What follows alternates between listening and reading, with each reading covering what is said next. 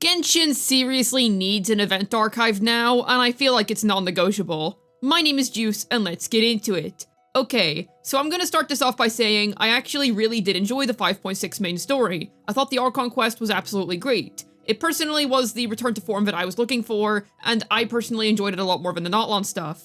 I'm gonna flag up now a potential spoiler warning for the rest of this video, as I am gonna be discussing the 5.6 story, and why I feel like this story really proves that we need the event archive at this point, to a stage where it is detrimental if we do not get it soon.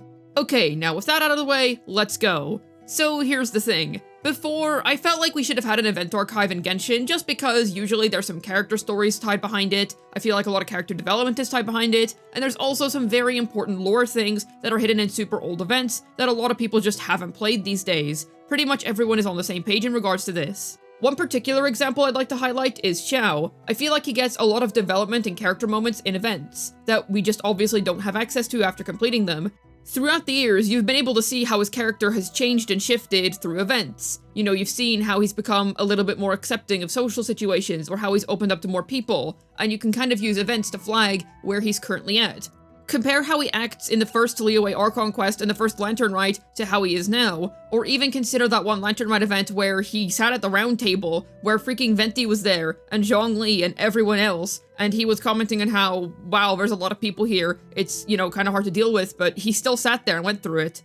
And then 5.3. I didn't actually play the 5.3 Lantern Rite, unfortunately. That was a continuation of Hu Tao's character. However, I didn't play that Lantern Rite. So now I'm just never going to be able to appreciate the full extent of her character, if you will, because a large piece of her character building is now hidden behind a temporary event.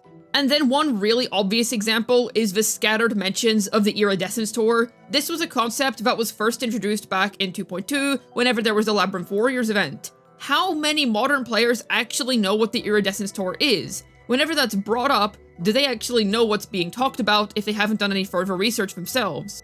So the need for this feature is nothing new. That's the main thing that I'm trying to highlight here. It's not like this is some brand new revelation that everyone is just coming to. We've obviously wanted this in the game for quite a while now. But I feel like at this point, if they don't add it to the game, it's gonna start to be a detriment to the main freaking story. And I say that because of 5.6. You see, I started Genshin Impact back in 2.1 and have been playing very consistently ever since then. So as somebody who's kept up with basically every main major version event, aside from the TCG one, I skipped that one, and I've skipped most of the Nautilon ones, I was able to fully appreciate the 5.6 quest, because it made references to those older events, and I remember those. But how is somebody who's joined the game, let's say in 5.0, meant to appreciate the quest as much as I did? How are they supposed to derive any sort of enjoyment from it when they don't understand half of what's going on? And you might say they did summarize the Dragonspine quest in it. Okay, sure, there was in fact a summary, but I still don't really feel like that equates to the experience of having played it yourself.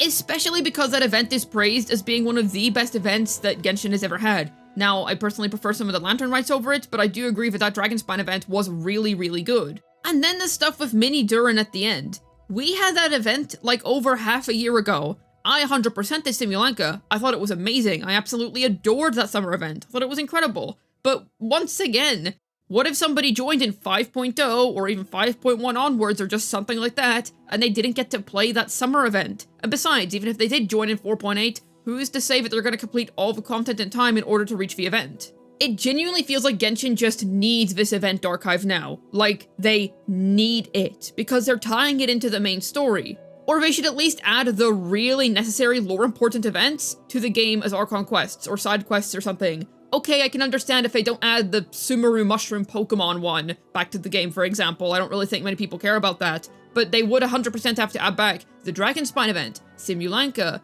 or the one that people most commonly like to point to, Unreconciled Stars. I will say, credit where credit's due, I do appreciate that even if you did do those events, they put the summary in anyway. Because let's be real, these events are years old, and it's nice to have a bit of a refresher because we're not going to remember every single little detail.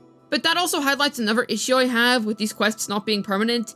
These are really old quests in some cases, and they just kind of expect you to remember them. So it was nice to get a little page to refresh us of the events of Dragonspine, but correct me if I'm wrong, but at least when I did the quest, we didn't get that for Simulanka. So if you didn't do Simulanka, well then, you just kind of gotta go off of what Albedo said, and that's all you're getting.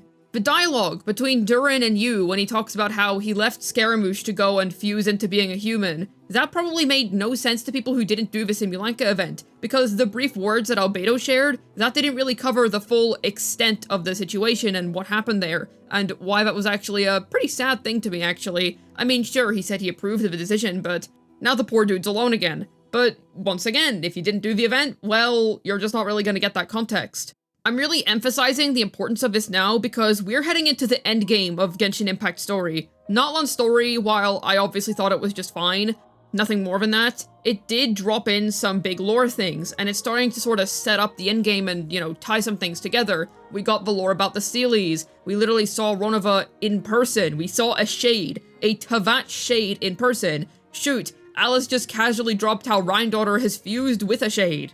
All these big lore characters are coming together. Dude, Varka finally got teased. We've sort of seen a glimpse of his design, which, on a side note, I really like what I see here. He actually seems to be my type, so I'm happy about that. But that aside, because we're starting to head into the endgame of Genshin's story, I feel like now is a better time than ever to add the events archive. Now, honestly, it should have been added a long time ago, we all know this, but better late than never, I say.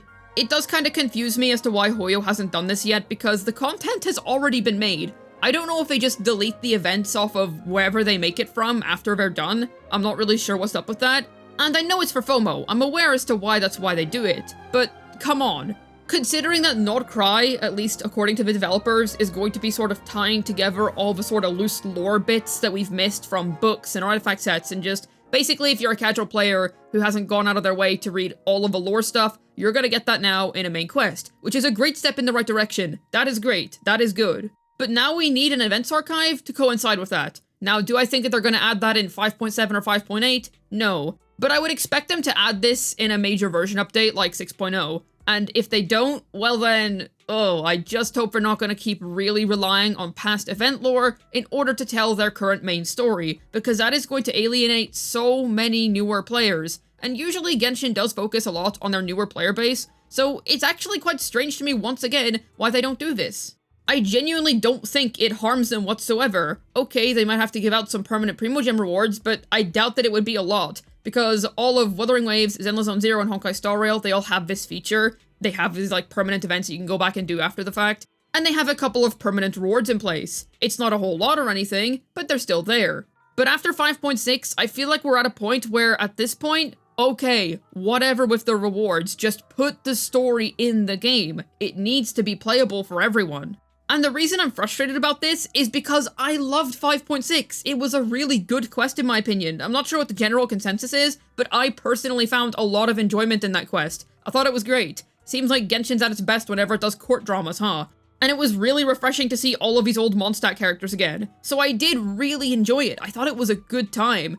But if you didn't play the events, you're just not gonna get the same experience as I did, and I just think that's such a shame, because it was good. It was. But the context is hidden, and I think that's just nonsensical, to be honest. So far, I would say Genshin's done a pretty decent job of not alienating people who missed certain events. I will say you do miss out on great character moments at times, but it doesn't completely harm your entire Genshin Impact experience. You're still able to go in, just play the main story, ignore everything else, and you still get a relatively complete experience, at least in my opinion. I'd say the only real additional thing you need to get some extra closure would be maybe Raiden's second story quest to finish off Inazuma in a more satisfying way. But otherwise, it's all been relatively complete so far. So by bringing in these events, yeah, we do need the archive.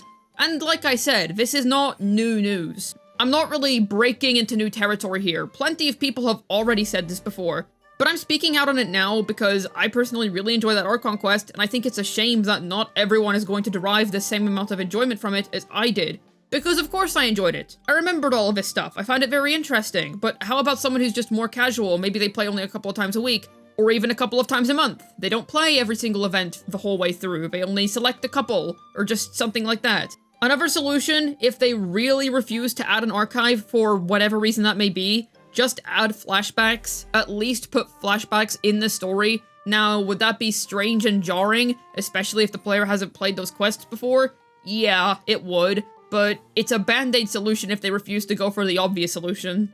I really do hope this gets addressed soon because it is actively harming the main story experience for either newer players or just individuals who don't remember absolutely every single little detail about previous events. They did 5.6 in a special domain, quote unquote, sort of like a different realm where whenever you enter it, all the Windbloom decorations are up, so that you could be in that time period and have the environment changed for that specific quest line. I feel like they could easily incorporate that for an events archive, so if you have to do an event that does change your environment, you can enter a special event domain that lets you partake in all the little event activities or whatever. Once again, I personally loved 5.6, but goodness me, I can only imagine how alienating it is for someone who just hasn't done the events. And that actually makes me curious. If you're somebody who's actually in that situation, you're either a newer player, or perhaps you are an older player but you just don't remember everything and the summary didn't really do much for you, let me know. What did you personally think of the quest? And if you are somebody that does remember all the context and you were there for all the necessary context to enjoy 5.6, what did you think of it? Did you enjoy it as much as I did? Let me know down below. I'd love to hear your thoughts. As always, I have a ZZZ second channel. Head on over and subscribe if you're interested in some fun, silly ZZZ content. I'd also like to mention that I stream on Twitch. I stream once a week, every week on Saturdays, starting from 3 PM UK time. Come along so we can play Wuthering Waves, ZZZ, and do some other fun stuff together. Hopefully this video was able to tell you why I personally think that Genshin really needs an event archive. This has been Juice, signing out. And the most tragic loss of them all when it comes to having no event archive. Some people are never gonna know that Xiao and Zhongli had a conversation about sesame oil twice.